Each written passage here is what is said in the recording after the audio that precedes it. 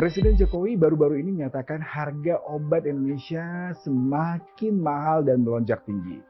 Hal ini juga dibenarkan oleh Kementerian Kesehatan, di mana Menteri Kesehatan Budi Gunadi Sadikin menyatakan harga obat dalam negeri bisa mencapai 5 kali lipat lebih mahal daripada obat-obatan yang ada di negara lain ataupun negara-negara tetangga. Nah, sebenarnya mengapa ya harga obat di Indonesia semakin mahal? Kita akan membahasnya kali ini.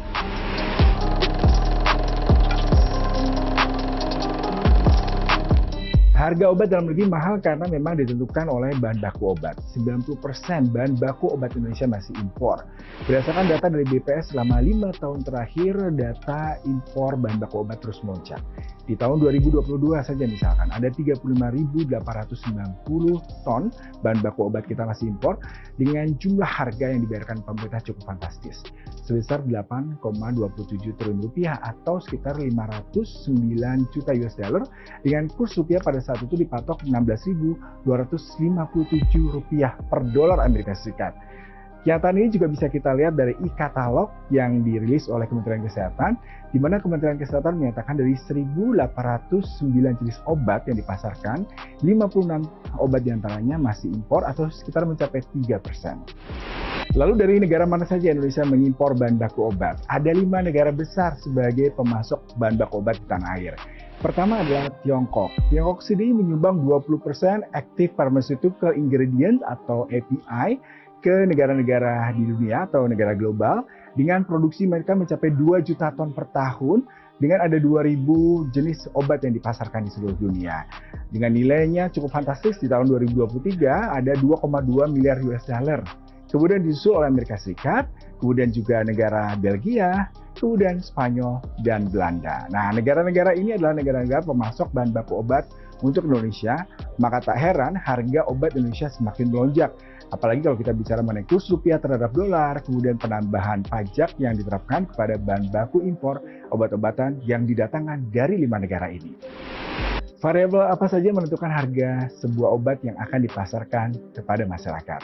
Tentunya satu adalah bahan baku. Bahan baku sendiri mencapai 25 hingga 30% dari kebutuhan harga yang harus dibayarkan oleh produsen obat.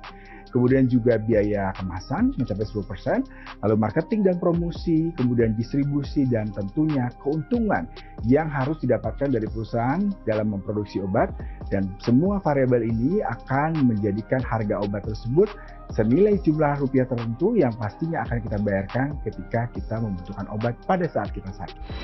Lalu langkah apa yang dilakukan negara untuk mengatasi harga obat yang terus melonjak? Salah satunya dengan menerbitkan Peraturan Kementerian Perindustrian Nomor 16 Tahun 2020 tentang tingkat komponen dalam negeri, di mana kalau untuk obat 50% adalah bahan baku, 30% untuk lead bank, kemudian 15% untuk produksi, dan 5% untuk pengemasan. Selain itu juga negara akan mengakomodir innovation atau penemuan-penemuan dari para ilmuwan, kemudian juga berkoordinasi dengan sejumlah kementerian untuk menggunakan hasil penemuan tersebut sebagai salah satu alternatif bahan baku obat yang juga tidak kalah dengan produk impor.